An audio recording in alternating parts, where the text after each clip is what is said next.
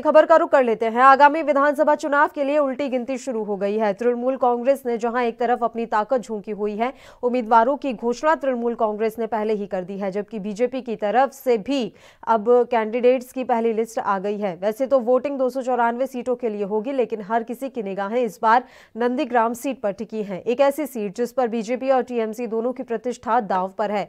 ममता बनर्जी बनाम शुभेंदु अधिकारी, एक ऐसा मुकाबला जो बंगाल की राजनीति को नई दिशा दे सकता है। वहीं विधानसभा चुनाव को लेकर सभी दल अपनी अपनी तैयारियों में जुट गए हैं। वहीं बीजेपी चुनाव जीतने के लिए पूरी कोशिश कर रही है। आज पीएम नरेंद्र मोदी की कोलकाता में ब्रिगेड मैदान की रैली हो रही है। इस दौरान मशहूर फिल्म अभिनेता मिथुन चक्रवर्ती भी भारतीय जनता पार्टी में शामिल हो चुके हैं। जानकारी के मुताबिक वे बीजेपी के लिए अब चुनाव अभियान शुरू कर देंगे। दरअसल बंगाल के चुनावी युद्ध में बड़े धमाके की तैयारी हो रही है। पीएम मोदी की कोलकाता में पहली रैली और ममता बनर्जी की घेराबंदी का पूरा प्लान है। वहीं सवाल उठता है कि आखिर बीजेपी ने ममता बनर्जी को घेरने के लिए शुभेंदु अधिकारी पर ही दांव क्यों खेला? क्या वो नंदीग्राम में ममता के लिए मुश्किलें खड़ी कर सकते हैं?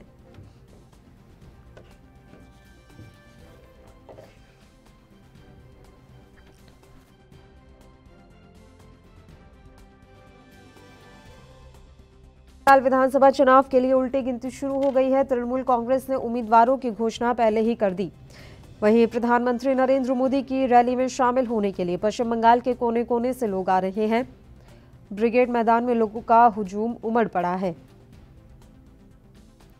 वहीं प्रधानमंत्री नरेंद्र मोदी की रैली में शामिल होने के लिए फिल्म अभिनेता मिथुन चक्रवर्ती भी ब्रिगेड मैदान पहुंच चुके हैं। वो मंच पर मौजूद हैं। मंच पर मौजूद नेताओं ने उनका अभिनंदन किया।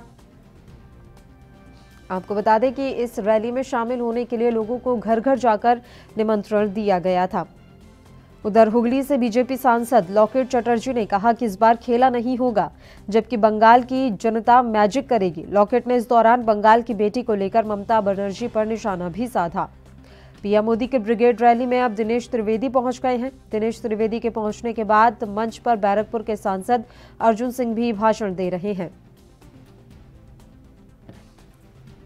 हालांकि हर किसी की निगाहें इस बार नंदीग्राम सीट पर टिकी हैं, एक ऐसी सीट जिस पर बीजेपी और टीएमसी दोनों की प्रतिष्ठा दांव पर है। ममता बनर्जी बनाम शुभेंदु अधिकारी, एक ऐसा मुकाबला जो बंगाल की राजनीति को नई दिशा दे सकता है। वहीं विधानसभा चुनाव को लेकर सभी दल अपनी अपनी तैयारियों में जुटे हुए हैं। बीजेपी चुनाव जीतने के लिए पूरी कोशिश कर रही है।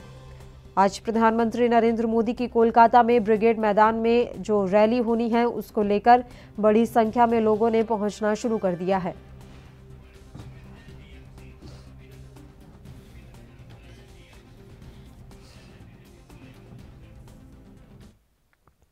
इस मसले पर चर्चा की शुरुआत कर लेते हैं। दो मेहमान इस समय लाइव हमारे साथ जुड़ गए हैं। सुमित मेहरोत्रा जी जो कि टीएमसी से हैं और भारतीय जनता पार्टी से अभिनव जैन जी भी लाइव हमारे साथ जुड़े हुए हैं। दोनों ही मेहमानों का स्वागत है एएनपी न्यूज पर। अभिनव जैन, पहले आपके पास आना चाहेंगे। सर, आप देख रहे हैं कि कितनी बड़ी संख्या में ब्रिगेड मैदान में लोगों का आने का सिलसिला अभी तक जारी है। कुछ ही देर में प्रधानमंत्री भी पहुंच जाएंगे और रैली की शुरुआत हो जाएगी। वो जनता को भी संबोधित करने वाले हैं। जब इतना बड़ा हुजूम उमड़ता है तो बीजेपी को कैसा महसूस होता है? आपको ये लग रहा होगा कि अब तो हम चुनाव जीत गए? देखिए, कलकत्ता वेस्ट बंगाल की जनता जो है वो बदलाव चाहती है और जिस तरह से डेवलपमेंट के ऊपर रोक लगा दी गई है, जिस तरह से सेंटिमेंट्स जो है वहां के जो लोग हैं उनके सेंटिमेंट्स को कुचल के रख दिया गया है, जिस तरह से वहां की भूमि है, जो वहां की धरती है, जहां पे देश के महान व्यक्तित्व पैदा हुए, उन सबका अनदेखी कर उस बंगाल का जो कि नाम इस समय पूरे विश्व के अंदर होना चाहिए था, लेकिन कहीं ना कहीं उसको वो जगह नहीं दी। तो जनता जो है, बंगाल की जनता बदलाव चाहती है। वो ममता बनर्जी की सरकार को फाड़ के फेंक देना चाहती है और कहीं ना कहीं वो अपने इस मन को, अपने इस विचार को भारतीय जनता पार्टी को भारी मतों से जिताकर उनको वोट देकर ये बात को तय करेगी, ये बात को सिद्ध करेगी। ठीक है सुमित मेहरोत्रा जी, आपकी प्रतिक्रिया। सबसे बड़ी बात यह है कि इस बार सबकी निगाहें नंदीग्राम सीट पर टिकी हुई हैं। शुभेंदु अधिकारी टक्कर दे पाएंगे ममता बनर्जी को? पल्लवी जी, जो शुभेंदु अधिकारी हैं वो कहां से टक्कर दे देंगे सीएम को? और जो उनके खिलाफ आरोप हैं, ये आरोपी हैं शुभेंदु अधिकारी। वहां की जनता सब जानती है कि हमें किसे चुनना है नंदीग्राम में। और भारतीय जनता पार्टी वाले ये कहते हैं कि ममता दीदी डर करके नंदीग्राम आ गई हैं भवानीपुर छोड़ करके, तो भवानीपुर के लोगों ने ही कहा है कि आप नंदीग्राम से भी लड़िए। नंदीग्राम के लोगों की इच्छा थी कि नंदीग्राम से आप लड़ें, यहां से हमें आपको सीएम फिर से बनाना है तीसरी बार। अच्छा,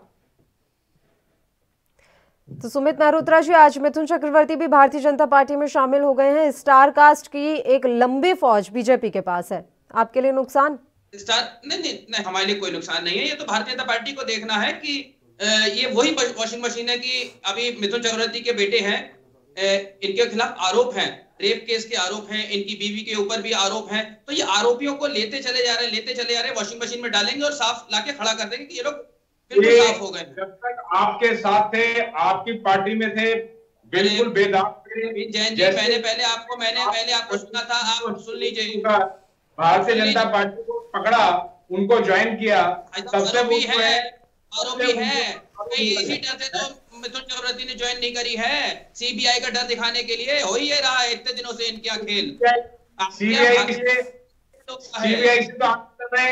लेकिन अगर जो गलत काम करता है, आपने जब आपकी पार्टी के अभिषेक जी काम से, अगर आपने ठीक है, एक एक करके बात करेंगे, बिल्कुल बिल्कुल एक एक करके बात करेंगे। कोई नहीं तिलमिला रहा है सर, सब अपने अपने चुनाव प्रचार में लगे हुए हैं, तिलमिला कोई नहीं रहा। पहले मेरी बात कंप्लीट होने दीजिए, उसके बाद आप बोलिएगा। अब बोल लिए सुमित, बताइए सुमित जी, अपनी बात रख लीजिए ताकि मैं अभिनव जी से सवाल कर सकूं। जी नहीं, तो वो बीच में बोले तो मेरी बात अधूरी रह गई, मैं चुप। अब आप पूरी कर लीजिए सर अपनी बात। गलत बात है तो रुकना पड़ता है। पल्लवी जी, मिथुन चक्रवर्ती आज इसी डर से तो कहीं ज्वाइन नहीं करे हैं इन्होंने कि हमारे बेटे के ऊपर केसेस चल रहे हैं कि सीबीआई हमसे भी कुछ करेगी। तो ये भारतीय जनता पार्टी वही वॉशिंग मशीन है, डर दिखाती है कि आइए, जितने क्रिमिनल्स लोग हैं आप लोग इधर आइए और ज्वाइन करिए, बिल्कुल साफ सुथरा करके हम आपको बाहर खड़ा कर देंगे। चाहे अर्जुन सिंह हो, चाहे मुकुल रॉय हो, चाहे कोई भी लोग हो, कितने भी लोग हो, ये लोग वही वॉशिंग मशीन है कि ये लोग गंदगी को उठाते हैं, उसमें डालते हैं, साफ लाके खड़ा कर देते हैं और फिर रोडों पे खूब चिल्लाते हैं लोग आरोपी थे। ये लोग तो खुद तय करेंगे। अभी थोड़ी देर पहले आपने शुभेंदु अधिकारी के लिए यही बोला, सुमित जी, आपने शुभेंदु अधिकारी के लिए भी यही बोला कि वो तो खुद आरोपी हैं, तो जब तक वो आपकी पार्टी में थे तब तक वो आरोपी नहीं थे, तब क्या आपके पास कोई वॉशिंग मशीन थी? भारतीय जनता पार्टी का खुद का कहना है, जब वहां पे जाते हैं प्रचार करते हैं कि साहब इनके शुभेंदु अधिकारी आरोपी हैं। सबसे पहले इन्होंने जो तोड़ करा था मुकुल रॉय के ऊपर आरोप अभी भी हैं, चिटफंड घोटाले में सबसे बड़े आरोपी हैं। क्या आज वो लोग बरी हो गए हैं? ये लोग, ये जनता पार्टी को पड़ेगा, वहां की जनता को बताना पड़ेगा इनको कि मुकुल रॉय को हमने बिल्कुल बात साफ कर दिया, वॉशिंग मशीन में डाल। ठीक है, बताइए अभिनव जी। मैं ये कहना चाहूंगा, अब इस तरह के जो है इल्जाम जो है प्रत्यारोप, आरोप प्रत्यारोप पुराने हो चुके, इससे जनता को जो है, जनता को सब समझ में आ रहा है और जनता जो है भारतीय जनता पार्टी के साथ है। अब आप बीच में क्यों बोल रहे हैं सुमित जी? अगर आपको अपनी बात के बीच में किसी की बात करना पसंद नहीं है तो ये आप अपने लिए क्यों नहीं ले रहे? जब वो बोल रहे हैं तो उनको अपना जवाब दे दीजिए, उसके बाद मैं आपके पास ही आऊंगी। सर बताइए अभिनव जी। मैं ये कहना चाहता हूं कि जिस तरह से ये बड़ी हास्यास्पद बातें कि जब तक आपके साथ थे तब तक वो बिल्कुल पाक साफ थे, और जब वो उन्होंने आपकी पार्टी की नीति से रुष्ट होकर आपकी पार्टी को छोड़ दिया तब से वो दागदार हो गए। ये कहीं ना कहीं इनके अंदर की घबराहट को जिताता है कि किस तरह से दीदी जो है, किस तरह से एक मुख्यमंत्री के पद पे होते हुए भी अपने एक कद्दावर नेता, जो उनकी पार्टी के कद्दावर नेता थे, और एक बंगाल के एक बड़े नेता हैं, एक प्रचलित नेता हैं, उनसे वो किस तरह घबरा रही हैं, ये साफ साफ सामने नजर आ रहा है। आप उनको दागदार इस समय, अगर इस समय चुनाव के टाइम आप उनको दागदार कहेंगे तो ये आप एक उंगली उनकी तरफ और बाकी सारी उंगलियां आपके पार्टी की तरफ, आप अपनी तरफ ही कर रहे हैं। आपको भी सोचना है, नहीं चाहिए, मैं ये कहना चाहता हूं। और ये अभी दिन दूर नहीं है जब जनता जो है आपको बड़ा अच्छे से जवाब देने वाली है। आपको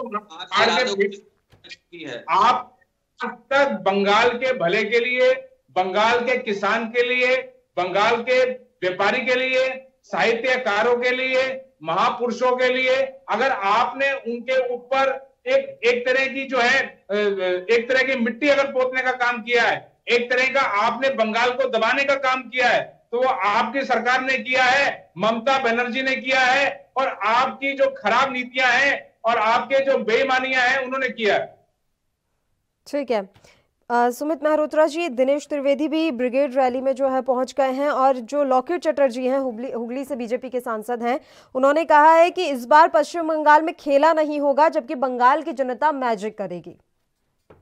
बिल्कुल बिल्कुल बिल्कुल, ये लोग अनगरल बातें करते रहते हैं, खेला नहीं होगा। तो ये तो जिस तरीके से खेल ये लोग खेल रहे हैं, तो हमारा तो खेला होवे का है नारा, खेला होवे, कि आप लोग खेल दूसरा खेलेंगे, हम खेल दूसरा खेलेंगे।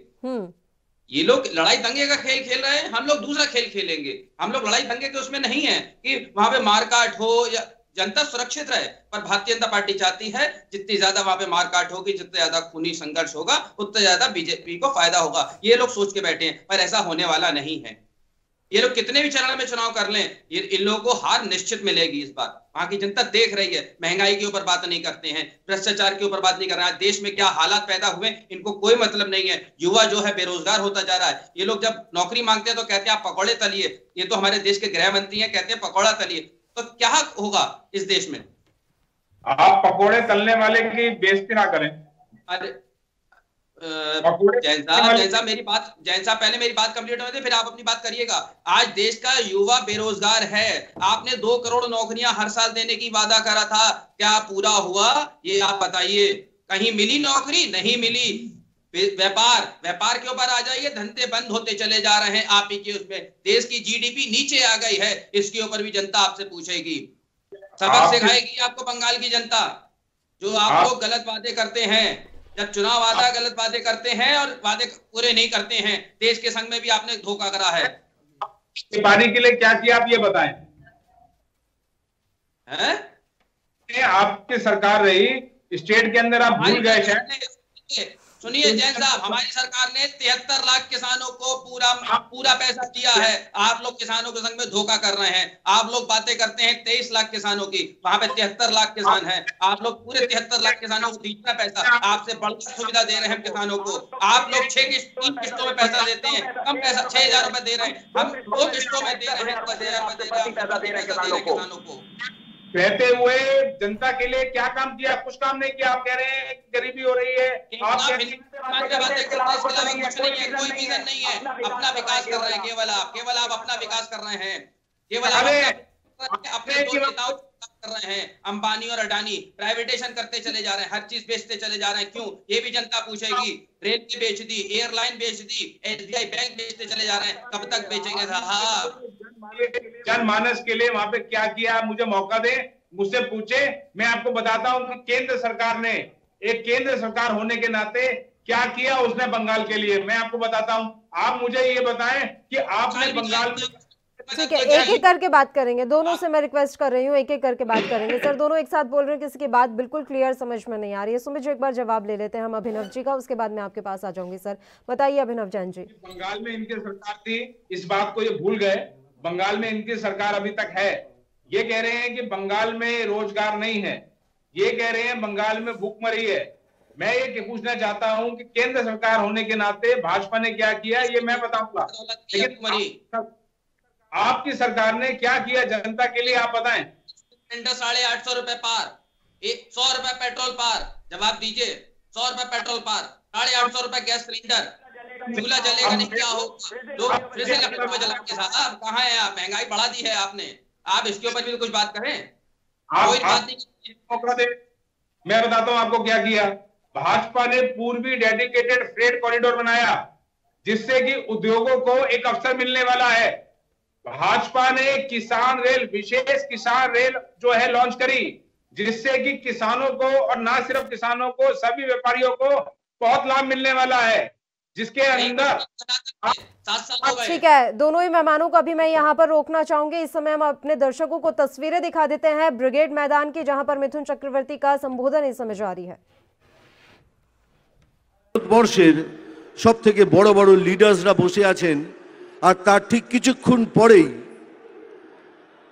World's biggest democracies biggest leader our beloved prime minister mister Narendra ji Modi ji पहुंचेंगे। ये सपना नहीं तो क्या है? এটা স্বপ্ন নয় তো কি করে হতে পারে?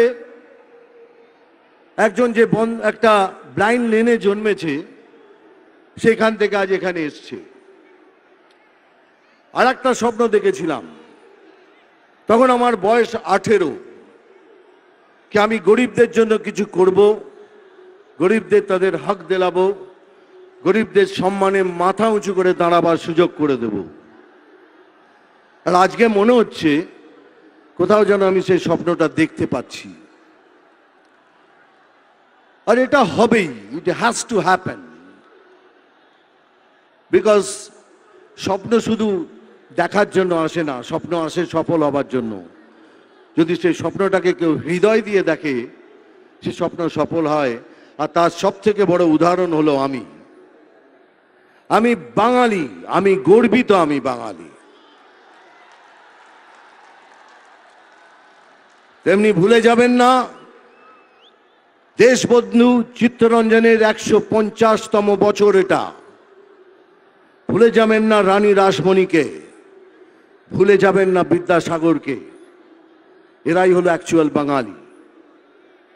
और मैं बंगाल में रहने वाले सभी को ही बंगाली बोलता हूं, क्योंकि आप यहां बड़े हुए हैं, आपका हक है, हर चीज में आपका हक है।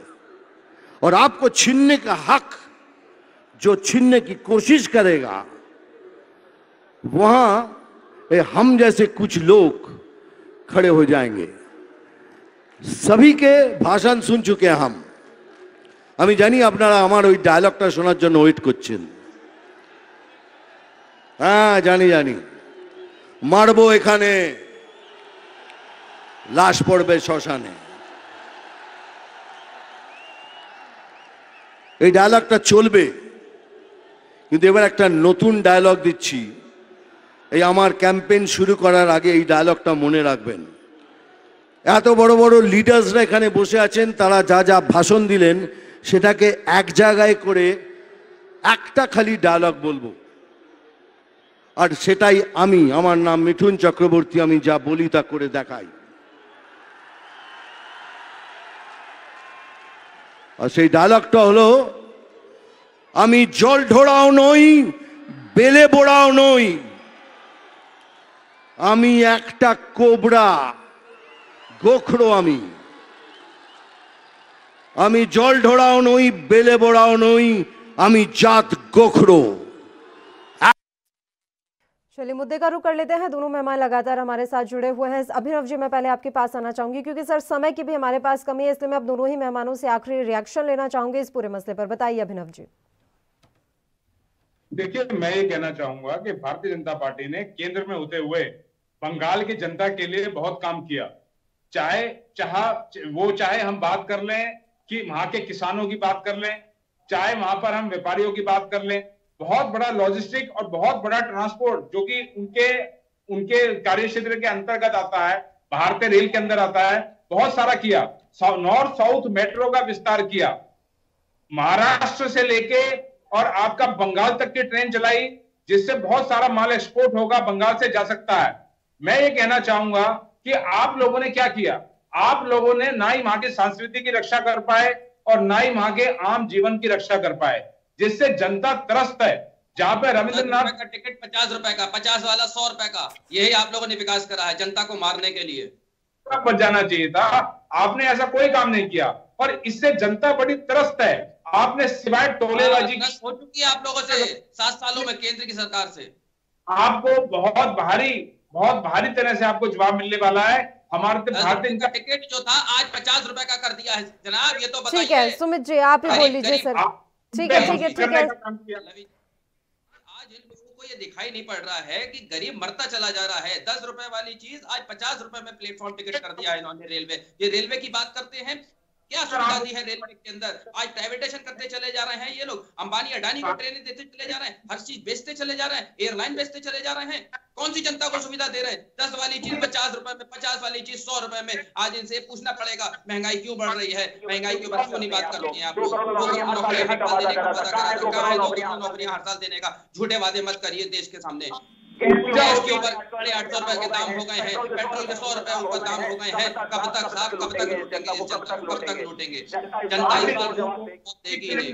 कोई बात नहीं करिए, अनगर बातें करते हैं कि हम केवल बंगाल के किसानों की बात करेंगे। अरे साहब, देश में और भी किसान सभी तरफ है हिंदुस्तान में, उसकी बात क्यों नहीं करते? केवल बंगाल के किसानों की क्यों बात करते हैं? इनका एक और था किसानों के लिए कहना, मोदी जी ने कहा था 2022 तक हम किसानों की आय दुगनी कर देंगे। कौन से पैमाने से ये लोग दुगनी करेंगे? कौन सा क्या करेंगे किसानों के लिए? ठीक है सर, देश की जनता के अलावा पश्चिम बंगाल की जनता काफी समझदार है, क्योंकि पश्चिम बंगाल में चुनाव है। अब ये तो वहां की जनता को ही निर्णय करने दीजिए कि वो किसके सर पर जीत का सेहरा सजाती है।